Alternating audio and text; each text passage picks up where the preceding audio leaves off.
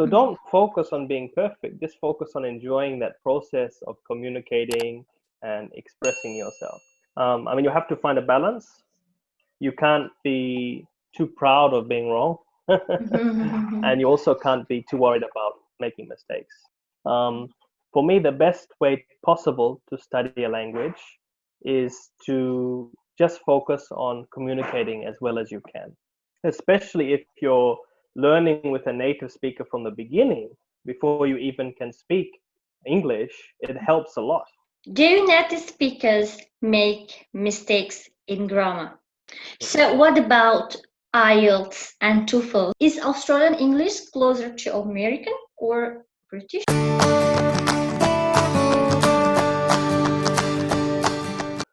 Hi, Assalamualaikum, Mr. Mungus. How are you? Hey, walaikum salam wa rahmatullahi wa barakatuh. I'm going well. How are you today? I'm fine. And guys, this is my friend, Mr. Mungus. He is from Australia and he's been living in Indonesia for around 20 years with his Indonesian wife and an adorable son. And he's a professional English teacher. And on this video, I'm gonna talk all about learning English because some of my friends asked me how to learn English. And if you want to register Mr. Mungus class, you can access the website. It's www.kanggurubahasa.com. So you can learn English to Mr. Mungus. And actually, Mr. Mungus, since I talk in English on my videos, so many of my friends ask me how to learn English. And actually, this is why I invite you here to answer all of my friends' questions about learning English. And yeah, of course, no problem. But actually, guys, the reason why I decided to talk in English just because not all of my friends are Indonesians. So I just want to make sure that everyone understands what I talk about. But let's ask Mr. Mungus all about learning English tips. So would you please to give the best way, the best tips for us to learn English? Well, I guess tips are useful. We have a lot, you can think of a lot of tips that you could use, and some would be useful because, you know, for example, somebody maybe loves music and then they can't get enough of music. They're a real Spotify fan and all that kind of thing. Or they would learn well through music, but maybe somebody else, they really love reading novels. In that case, I would say, hey, don't listen to too much music. You should get stuck into novels. So the first round of tips would be based on what they enjoy. So they should think about what they enjoy in their native language and try to do more of those things in the foreign language. So if it's music, if it's novels. If it's talking. Some people, they're very bawel, you know, they love to talk a lot. They don't like to read, they don't like to listen, they just want to talk. And in that case, that person should get out there and start talking as soon as possible. But sometimes, you know, the problem about learning English or talking in English, Indonesians or most of the people have lack of vocabulary. So how to enrich our vocabulary? Yeah. Okay. Well, you need to be in an environment where you're getting regular phrases, regular vocabulary, and you're having a chance to use them, and you're getting confirmation whether you did it correctly or not. Okay. A lot of people, when they study from a book, for example, they don't really feel confident because they think, well, am I getting it right? Would a native speaker understand me or not? So it's not only important to have the phrases and the vocabulary, but it's important also to have the experience of getting these things right. And it doesn't have to be with a native speaker. It could be with a friend. It could be with a study partner. Very easy to find study partners now from all around the world because a lot of people are learning English. And then if you can't speak their language and they can't speak your language, that's a really good excuse to use English with each other. But you know, sometimes people are not confident enough to talk in English because, you know, sometimes even they're scared to talk with native, but actually guys, don't worry about learning English with Mr. Mungus because he's fluently in bahasa. Kamu Yeah, bisa so bicara true, bahasa Papa. Indonesia sangat lancar, ya kan? Basically, maybe in the beginning, it's really hard to feel confident. We talk in the beginning levels, which is we say A1 and A2 level, which is beginner and pre-intermediate. That people struggle a lot with confidence at these Yep. levels. Mhm. Now, the good news is you can go through A1 and A2 just with a teacher and with a course. Mhm. You don't have to go out and talk to strangers. It's not necessary. So if you're somebody who is not very confident, you can just stay with a course for a period of 6 months to a year, and that should be long enough to make you confident to go out and speak to people, make conversation. Mhm. But from you, I mean, would you please to give an advice like how to speak really fluently like a native? Because some of my friends asked that to me. Yeah. Okay, well, I know my advice is going to sound very cliche, but you just keep using it. You keep practicing. It's like riding a bicycle. It's like any skill. Language is not so much knowledge. There's some knowledge in there, but it's mainly a skill. Like, I don't know, karate, riding a bicycle, or painting, or any of these things. It takes a lot of time using it. Um, and it's important not to just focus on the end goal. It's important to enjoy the process.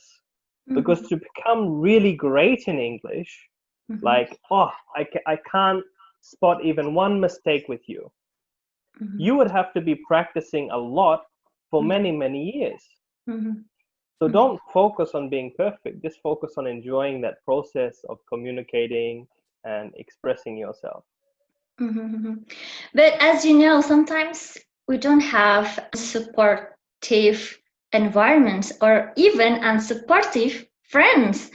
Sometimes in Indonesia, when you talk in English, people say, ah, so Inggris, you know, right? Like, Yeah. So what do you think about it?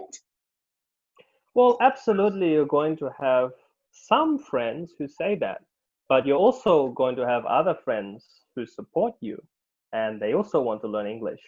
And that's the same with everything. I mean, if you, for example, tomorrow got interested in motorcycles, I bet a lot of your friends would say, Thrifty, that's not okay. You're a woman. You're trying to be a tomboy, and you get a lot of comments about that. But you may have some other friends who say, hey, I also like riding motorcycles. Let's ride motorcycles together. And then you do the hobby together. And so it's the same with anything in life. Some people, they're not excited about learning English. Maybe they themselves didn't do well with English in school and they've chosen to ignore it. And that's fine. Maybe later in their life they will want to do it. We don't know. But it's about you taking hold of the opportunity that you have. Don't wait until every one of your friends want to do it, because then it will never happen and nobody will ever do it. You have to take your opportunity now. Okay, you know, in Indonesia, we were taught about American English at school. And Yes. sometimes people are confused about British English, American English, Australian English. Even to be honest, like because I studied in the UK and I've been making friends with British friends, like indirectly, I learned British English. So I apply more about British English than American English, for instance. And my friends were confused about it. Which English type we need to choose? Okay, well, you don't need to choose a type. You could learn from American movies today and British shows tomorrow. It doesn't matter, because the differences between the two Englishes, we could even say Commonwealth English, because actually British English, they use it in Australia, in New Zealand, in South Africa, in Canada. So the differences with American and Commonwealth English, which we can also say British English, are only small differences, mainly small differences. The spelling is different.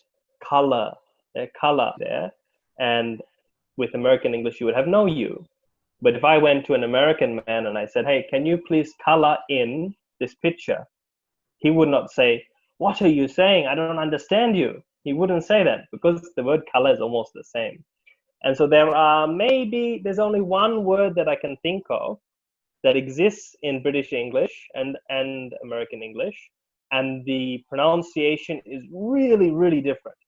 There's only one word I can think of, and that is aluminium. In Commonwealth English, we would say aluminium. It's a type of metal. Oh, aluminium. Okay. Aluminium. And then in American English, they'll say aluminum. Okay. And you see the sound is very different. Yeah. But that's the only word, the vocabulary word, that is the same in both languages, but pronounced completely differently. So only one word. Mm-hmm. Others are vocabulary items. So maybe, for example, the parts of a car or the parts of an aeroplane. There may be a few things that they have a different name for it in the different country. For example, in America, they would say the trunk of the car. And then in England, they would say the boot of the car, where you put your things. Okay, not a big deal. You would be in America for a week and you'd learn them straight away. They'll say, can you please put it in the trunk? And then if you learn boot, you'd say, what's a trunk? And then they'll point, they'd say, at the back of the car. And then you'd know, okay, in America it's trunk, in England it's boot. So you don't need to think about it. Just learn English.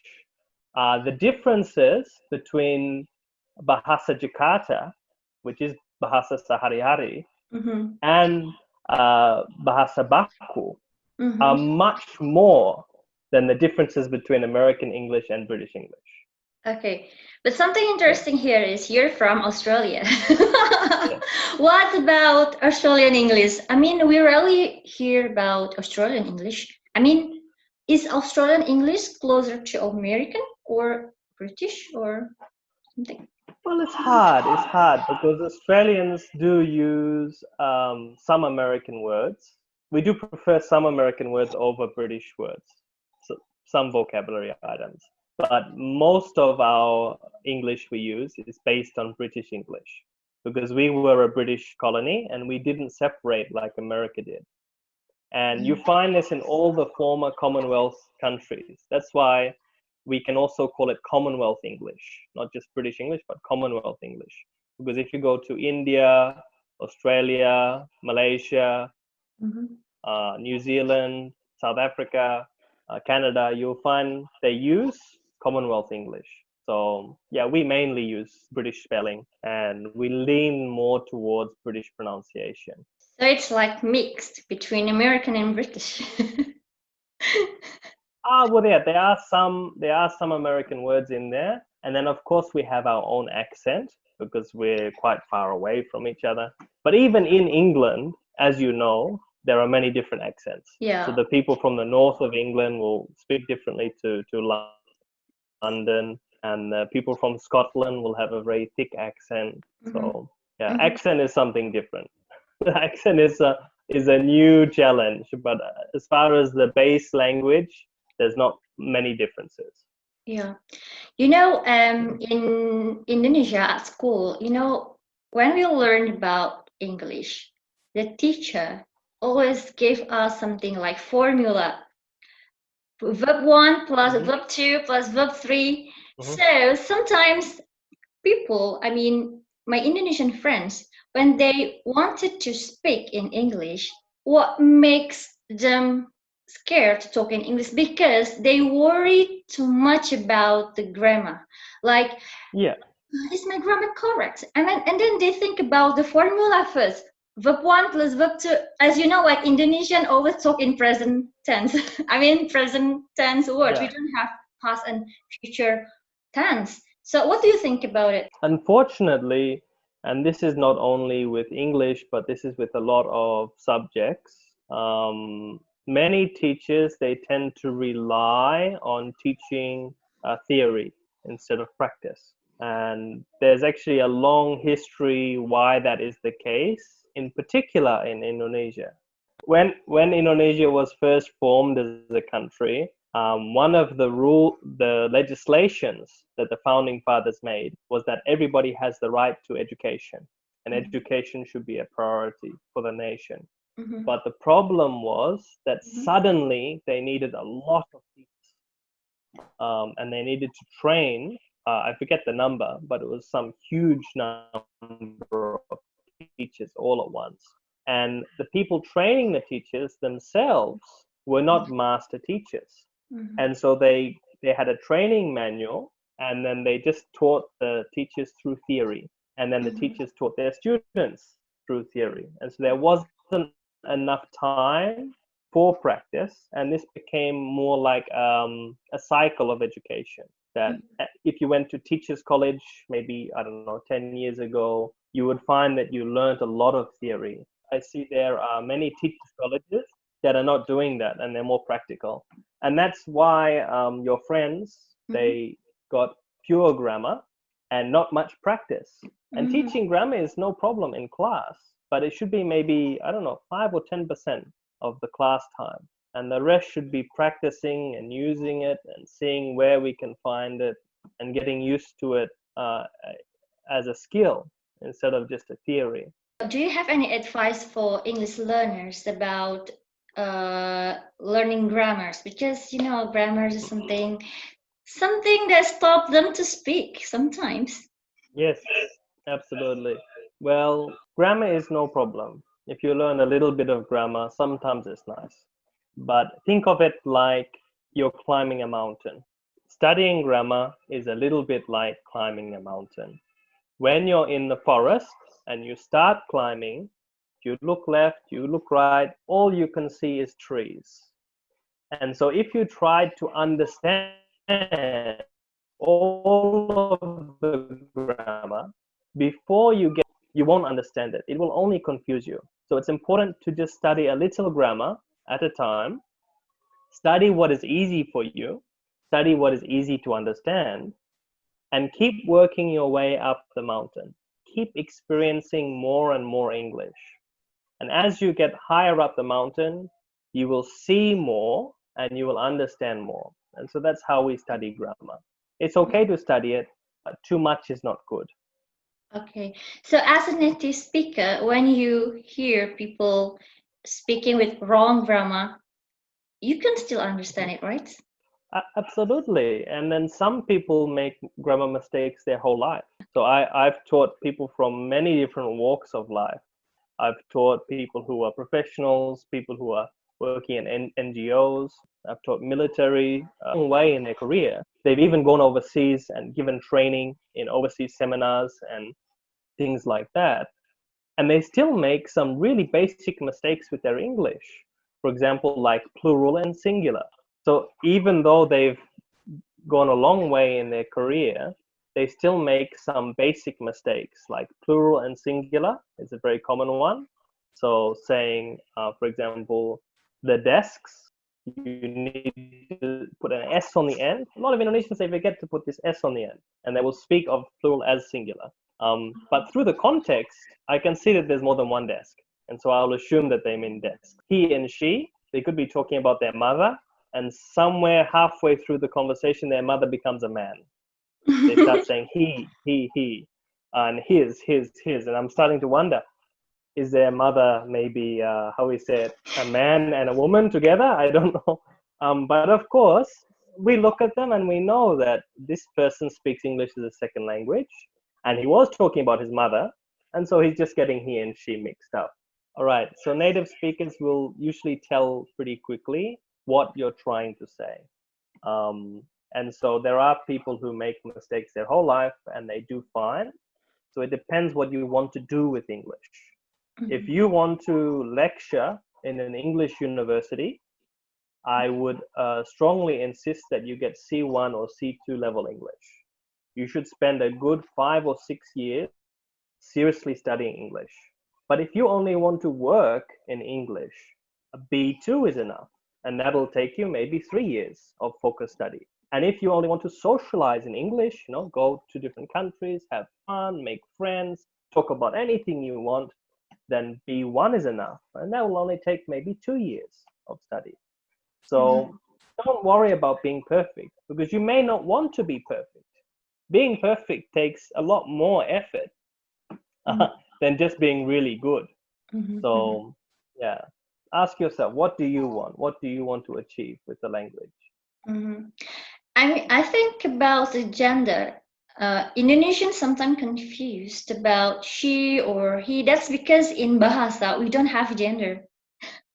Like we don't have gender, so that's what makes us confused when we talk about gender in English.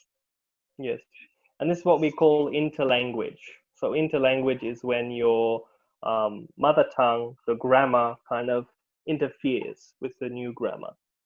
And of course, we can get rid of that, especially if you're learning with a native speaker from the beginning, before you even can speak English. It helps a lot, because they will be correcting you from the very start, and it's hard to make a bad habit. But if you make these mistakes every now and then, after many years of learning English, it's not a big deal. The main thing is people understand what you're talking about, and more or less your grammar is correct. Okay. Okay, and I've got a question. Do native speakers make mistakes in grammar? Depends which native speakers. Okay, so native speakers will differ a lot. You have somebody who maybe graduated from high school, and they will know between 10,000 and 15,000 words, perhaps, for example. And then somebody who graduated from a master's degree, they will have 65,000 words that they know. All right. So the two Englishes can differ quite a lot. And the same with how they speak. Maybe one native speaker, he comes from a community where they speak a particular dialect of English. So I don't know nothing. I don't know nothing means I don't know anything. Yeah. I don't know nothing is wrong grammatically. But there are some areas of the English speaking world where in their dialect, they use this on a day-to-day basis. So of course, you will find native speakers making grammar errors. But generally, if they're in an academic environment or a highly professional environment, they won't make many mistakes, because they're trying to present themselves in a certain way. So what about IELTS and TOEFL? These two make people so frustrated about, because IELTS is like, it's really, really academic English skills and really advanced English. So do you have any tips for people who want to achieve IELTS and TOEFL score? So depending on your university, you may get forced to take a particular exam. Sorry. So in Indonesian universities, they will usually ask for you to take TOEFL. If you're only needing to take the TOEFL paper-based test, it's very easy, because you only need to take 3 sections: reading, structure, and listening. So it's not difficult at all. In fact, you can have only passive English and still do okay with the paper-based test. But this test is only really given in Indonesia and through individual institutes. And you can't use that certificate overseas. To use the TOEFL certificate overseas, you need to take the iTOEFL, so the internet-based TOEFL, the IB TOEFL. Okay, and for that, you need to do speaking, and also you need to do writing. And so you need to develop all your skills. Now, let's say one of your friends wants to do TOEFL or IELTS. And then both are equally as difficult. If you do IBT or you do IELTS, both are equally difficult, because you get tested on all skills. Next year, they have to do it. And this year, they can't speak English at all. Yes? My advice, after teaching for 13 years, training many students with IELTS, training many students with TOEFL, is don't do it. You won't make it. You won't get the score that. Okay, if you can't speak English at all and you want to get a reasonable score, for example, like 6.0 in IELTS, which is an okay score, then you need to spend at least 2 good years focused on study and focused on practice. 2 years? 2 years at least, yeah. From 0 to being able to get an okay score. And this is really focusing on studying English every day, every week, constantly practicing. So it means to get a good score in IELTS and TOEFL, like we need to long period of studying. That's what you mean. Yes, absolutely. Absolutely. You say, I want to do the IELTS and get a 6.0. It's a long journey. It's a really long journey because these tests are there to prove that you can speak English well enough to study in a university environment. So there's no shortcut. You need to improve your English to a level where you would feel comfortable in a university environment. Okay. So if any of my friends want to study with you, learn English with you, so what do you tell my friends?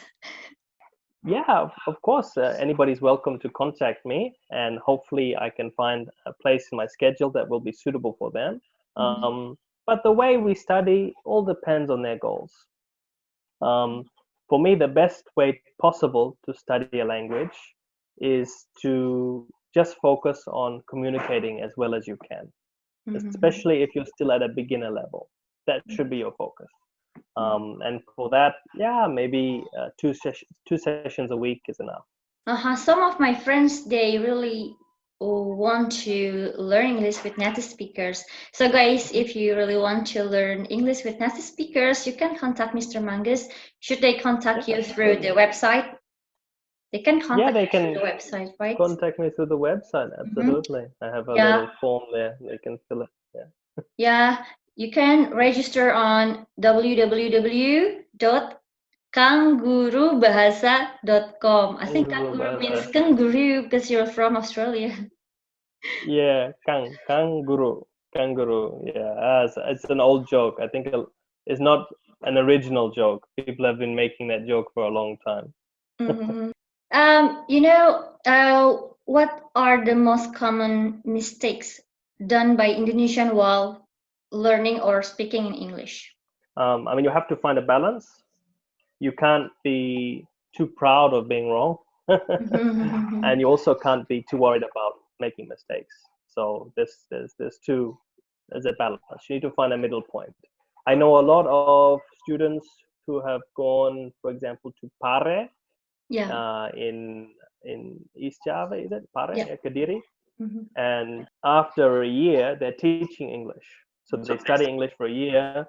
They become brave enough to communicate, which is possible in a year. You can do that from 0 to communicating. It's no problem. In fact, all of my students have been communicating in under a year. And then because they're so happy, they start to teach it. They start to teach English.